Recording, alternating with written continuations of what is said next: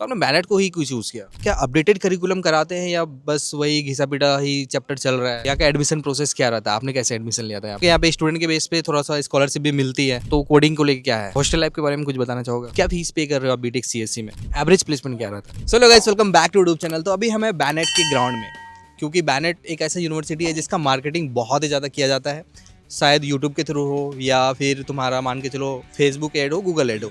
कहने कि कोई बच्चा अगर 12th पास आउट करता है तो वो सोचता है कि इंजीनियरिंग करूँ, तो इंजीनियरिंग करूँ कहाँ से करूँ? तो दिल्ली एनसीआर कॉलेज ढूंढता है, तो सबसे पहले नाम आता है बैनेट यूनिवर्सिटी का, प्राइवेट यूनिवर्सिटी में, और टॉप में भी आता है according to the website, right. तो चलो हम वीडियो को स्टार्ट करते हैं और यहाँ के रियलिटी के बारे में जानते हैं। क्या तुम्हारे लिए बैनेट यूनिवर्सिटी वर्थ इट रहेगा 2026 में सीएससी जैसे ब्रांच के लिए, या नहीं, या इसी के अकॉर्डिंग किसी और कॉलेज को तुम्हें टारगेट करना चाहिए? तो सारा कुछ हम लोग डिस्कस करने वाले हैं। एंड सुनाओ कि यहाँ पे बहुत सारे बच्चे का 1500 रुपये बर्बाद हो जाता है भाई, ऑफर लेटर नहीं आ पाता है। तो उसके लिए थोड़ा सा गाइडेंस भी मैं बता दूंगा कैसे करोगे तो ऑफर लेटर तुम्हारा 24 आवर्स में आ जाएगा। बाकी चलो हम वीडियो को स्टार्ट करते हैं। एंड क्या नाम है आपका? मेरा नाम सिद्धेश दुबे एंड मैं गोरखपुर से हूँ, यूपी।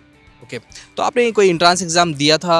कैसे आपने बैनेट यूनिवर्सिटी को चूज किया? नहीं, मैंने कोई एंट्रेंस एग्जाम नहीं दिया था, मैं जेई के बेस पे आया हूँ। तो दिल्ली में बहुत सारे यूनिवर्सिटीज़ हैं, अगर आप देखोगे तो प्राइवेट यूनिवर्सिटीज़ बहुत सारे हैं, नॉलेज पार्क में बहुत सारे कॉलेज मिल जाएंगे। तो आपने बैनेट को ही क्यों चूज़ किया? एक्चुअली मेनली बेनेट इसलिए मैंने चूज़ किया, यहाँ पे इवेंट्स काफ़ी होते हैं जिसकी वजह से इंटरटेनमेंट यहाँ पे काफ़ी रहता है एंड स्टडीज़ का रिलेटेड भी बहुत सही रहता है मेरे अकॉर्डिंग। ओके, यहाँ का फैकल्टी सपोर्ट कैसा है? फैकल्टी सपोर्ट तो काफ़ी अच्छा है, लाइक अगर आप उनके पास जाएंगे तो एकदम लाइक बहुत अच्छे से आपकी हेल्प कर देंगे, वो कोई भी आपका डाउट हो अच्छे से हेल्प कर देंगे। ओके, अभी क्या टाइम क्या है कि कोई भी कॉलेज बीटेक करा दिया जा रहा है, राइट? तो बैनेट में क्या अपडेटेड करिकुलम कराते हैं या बस वही घिसा पिटा ही चैप्टर चल रहा है?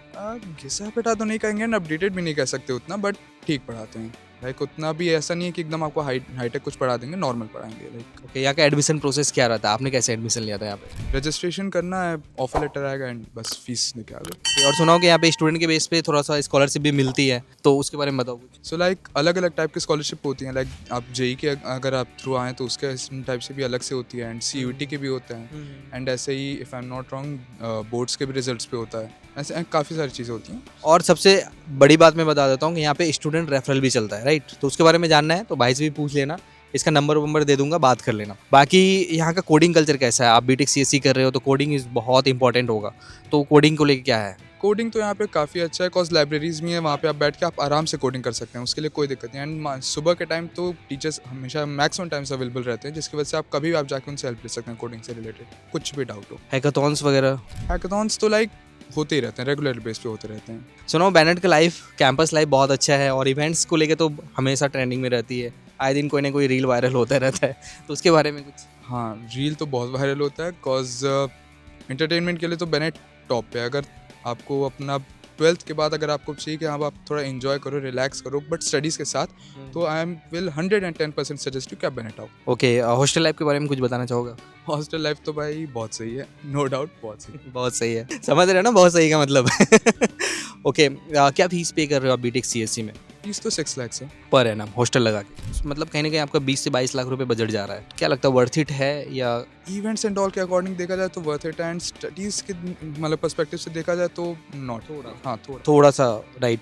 ओके, प्लेसमेंट के बारे में बात कर लेते हैं कि जैसे हम कॉलेज को टारगेट करते हैं तो जो हमारा लैंडिंग पेज होता है तो वहाँ पे दिखाता है 12 लाख 13 लाख का पैकेज, तो हम देख के अट्रैक्ट हो जाते हैं और एडमिशन ले लेते हैं। कॉलेज में आते हैं, पता कुछ और चल रहा होता है, तो उसके बारे में क्या पता लगा आपको कि जो वेबसाइट पे है वो लगती भी है या बस मार्केटिंग के लिए? देखिए, ये तो हर कॉलेज का है कि वो मार्केटिंग के लिए लगाता है, बट यहाँ मतलब हर कॉलेज का भी यही है कि मार्केटिंग के लिए लगाता है, लेकिन वो सही भी होता है कहीं ना कहीं किसी हद तक। सो यहाँ पे भी मेनली ऑफ कैंपस ही लगता है। सो अगर आप अपने खुद के स्किल्स पर अगर आप काम किए तो मोस्ट प्रॉब्ली आपका इन कैंपस भी लग जाएगा, ऑन कैंपस उसमें कोई दिक्कत नहीं होगी, बट ऑफ कैंपस आपके ज़्यादा चांसेस हैं लगने के। एवरेज प्लेसमेंट क्या रहता है? एवरेज प्लेसमेंट उतना मुझे आइडिया नहीं, बट आई गेस 12 या 7 ऐसे कुछ होगा। 7 to? हाँ, 7 to 8 ओके, और हाईएस्ट पैकेज 1.03 क्या है इसका reality? Off campus. Off campus, okay, समझ गया ना क्या हाईएस्ट प्लेसमेंट का क्या होता है रियलिटी। तो हाईएस्ट प्लेसमेंट देख के कभी भी तुम अट्रैक्ट मत होना। अगर तुम कॉलेज में आ रहे हो तो कहीं ना कहीं तुमको अपनी नॉलेज और स्किल्स पे काम करना पड़ेगा, उसी के बिहाफ पे कंपनीज लेती है। कंपनीज ये नहीं देखती कि तुमने कहाँ से पढ़ाई करी है, उसके बेसिस पे तुम्हें प्लेसमेंट देगी, ओनली नॉलेज एंड स्किल्स। बाकी देखो यार, अगर तुमको स्कॉलरशिप से रिलेटेड कुछ भी क्वेरी है और बाकी भाई से भी तुम्हें बात करनी है, क्योंकि बहुत सारी चीज़ें ऐसी थी जो इन्होंने बताया नहीं ऑन कैमरा, स्कॉलरशिप चाहिए तो कर लेना व्हाट्सअप। मिलते हैं नेक्स्ट वीडियो में, थैंक यू।